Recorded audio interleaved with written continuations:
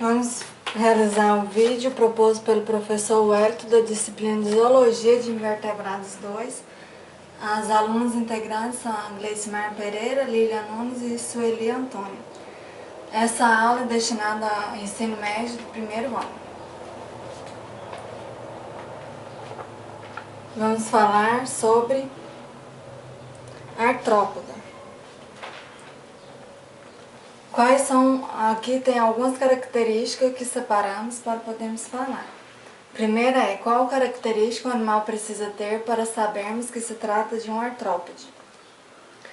É a presença de apêndices articulados, ou seja, eles possuem membros articulados. Outra característica desses animais é que eles possuem um exoesqueleto. Esse exoesqueleto tem a função de proteger o corpo do animal internamente e fornece pontos de apoio para a musculatura. Ou seja, o crescimento do animal seja diferente, pois esse exoesqueleto limita o tamanho do animal. Quando chega em um determinado momento, o animal já não cabe mais dentro dele e precisa trocar.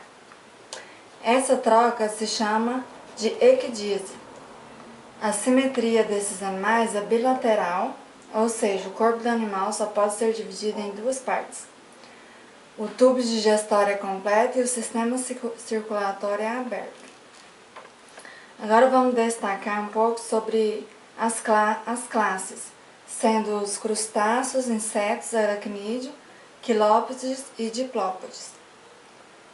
A primeira classe são os crustáceos, que fazem parte dessa classe os camarões, caranguejos, siris.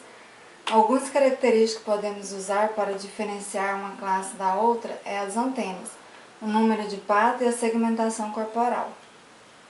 A maioria dos crustáceos habita no mar, mas existem alguns terrestres, como os tatuginhos de jardins, que algumas espécies de crustáceos vivem fixas a rochas ou cascos de navios, como as cracas, que levam o nome de animais sésseis. Há outras espécies que caminham na areia no fundo do oceano, como os siris e os camarões, e há ainda as espécies que vivem nadando pelo mar, mas que gostam de ficar escondidas entre rochas e corais no fundo do mar, por exemplo, as lagostas. Os crustáceos têm uma importância muito grande na cadeia alimentar aquática, pois a maior parte dos animais aquáticos sobrevivem porque se alimentam de pequenos crustáceos. Animais como camarões, lagostas, siris e caranguejos também são muito apreciados pelos seres humanos. Nos crustáceos, a cabeça e o tórax estão fundidos em uma peça única, o cefalotórax. Na cabeça há 2 pares de antenas e o abdômen apresenta apêndices articulados natatórios. Na cabeça estão presentes, além dos 2 pares de antena, 2 olhos compostos, geralmente pedunculados, e ao redor da boca um par de mandíbulas e outro apêndice, acessórios na obtenção do alimento. Então os crustáceos vão ter a presença de 2 pares ou mais de antenas, 5 patas ou mais, e a segmentação corporal é feita pela cabeça e fundida com o corpo, que é o cefalotórax e abdômen. Agora vamos falar sobre os insetos. As características dos insetos é que eles possuem o corpo dividido em 3 segmentos, a maioria apresenta antenas, desenvolvimento e insetos folhas. Ou seja, independente de sua classificação, o corpo de todos eles divide-se em 3 partes: cabeça, tórax e abdômen.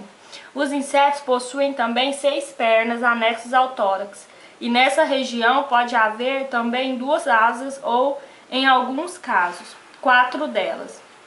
A maioria dos insetos passa por vários estágios até chegar à fase do amadurecimento.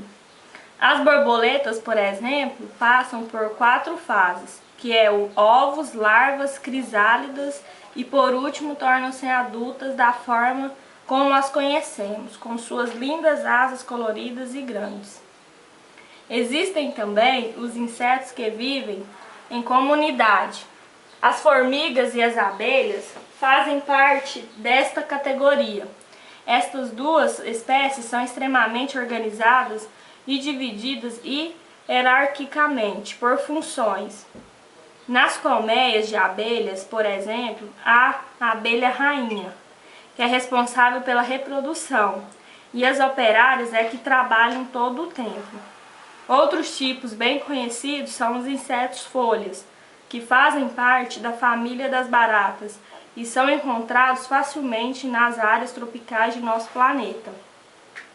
Este tipo de inseto costuma ficar imóvel durante o dia, usando a capacidade de mimetismo, saindo somente no período da noite para procurar alimentos. Entre eles, somente os machos é que possuem capacidade de voar. Então, podemos ver que os insetos se diferenciou da classificação dos crustáceos. Os insetos possuem um par de antenas, 3 pares de patas e o corpo dividido em cabeça, tórax e abdômen, ou seja, são divididos em segmentos diferentes.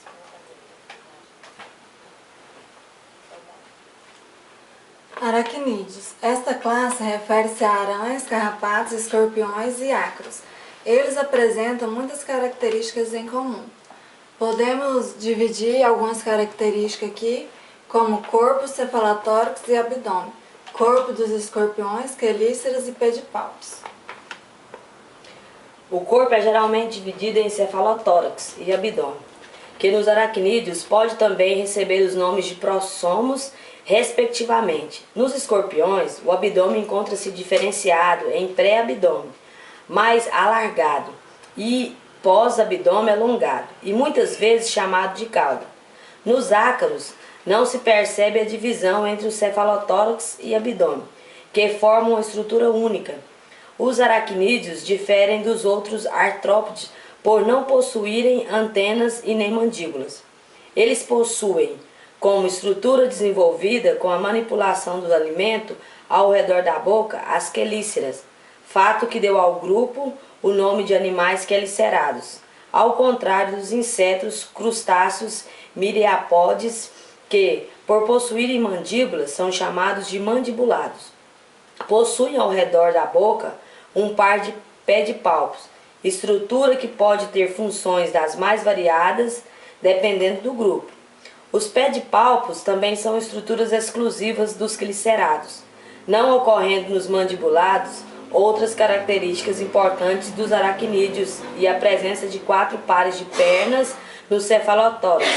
A diferença dessa classe é ter cefalotórax, eles não possuem antenas e possuem 4 pares de patas. Os quilópodes, ambos possuem um corpo alongado. Os principais representantes dos quilópodes são as lacraias e as acentopeias. Esses animais apresentam um par de antenas e o corpo dividido em anéis, sendo que cada um anel sai um par de patas. Alguns quilópodes podem apresentar até 200 pares de patas. Os animais desse grupo são vistos principalmente no período da noite e podem ser encontradas em locais úmidos, embaixo de troncos, folhas apodrecidas e etc. Os quilopódeos são animais carnívoros e se alimentam de vermes, insetos, minhocas e até pequenos vertebrados como pássaros e ratos. São conhecidos atualmente cerca de 3.000 espécies de quilópodes. Os quilópodes possuem longo atrás da cabeça, ferrões que servem para injetar veneno. Esse veneno é mortal para os pequenos animais, mas para o homem é apenas doloroso. A diferença dos quilópodes para os diplóides é que os quinópodes possuem um par de patas por segmentos e os diplóides têm 2 pares. Animais diplóides. Os diplóides são representados pelos êmboas ou piolhos de cobra, assim como os quilópodes. Eles apresentam um par de antenas e o corpo dividido em anéis, com 2 pares de pata em cada anel. Os diplóides não possuem ferrões, mas suas estratégias de defesa consistem em se enrolar e ficar imóvel, além de produzir uma substância mal cheirosa que serve para afugentar seus predadores. Essas são as referências bibliográficas ao qual nós consultamos para a execução desse trabalho.